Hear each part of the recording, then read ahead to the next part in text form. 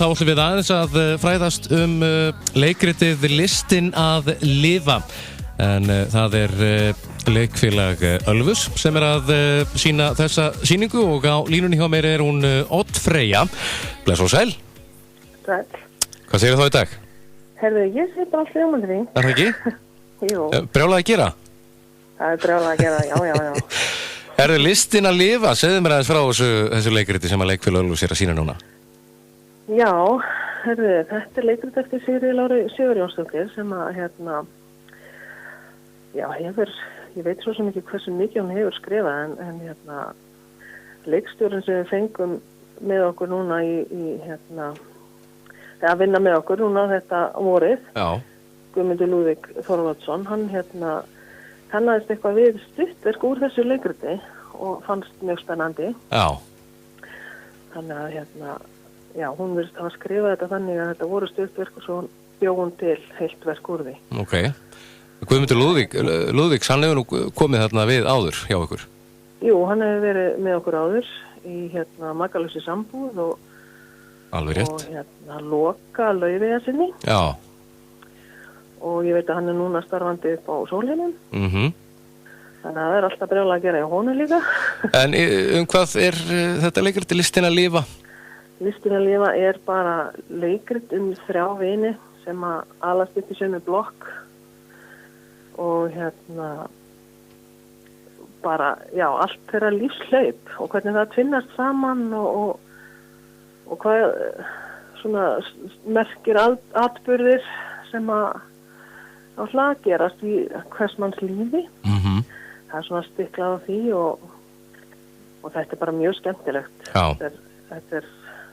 Þetta grín, sko. Já, þetta grín. Margir sem að koma að þessu? Já, það alltaf góður hópur af fólki sem að kemur að svona sýningu. Það skiptingarnar eru ansi margar þegar það ekki eins og kannski gefur að skilja það sem að heila mannsæfi að ræða á tæpum 2 tímum og það þarf að spóla hratt yfir. Já, fólk eldist og... Já, og þannig að það sviðsmenn sem að þurfa að vera tilbúinir með alls konar græður á bakvið og það má helst ekkert klikka. Nei. Og allt á sínum stað og svona, þetta mjög skemmtilegt. Ég mjög fegin að geta verið áhorfandi núna og bara notið þess að horfa á þetta. Já. Og svo erum við búin að fá gagnrýni frá Elínu Gunnlaugsdóttir og hún var mjög hrifin og einstaklega hrifin af einni leikkonin okkar sem að hún kallar náttúrutalent. Já. Og það vantar ekki, það sko skelliberla. Ef þið kannist ekki við hana, hún nú búin að vera með leikfélagi Selfoss líka, Erla Dan Jónsdóttir. Já.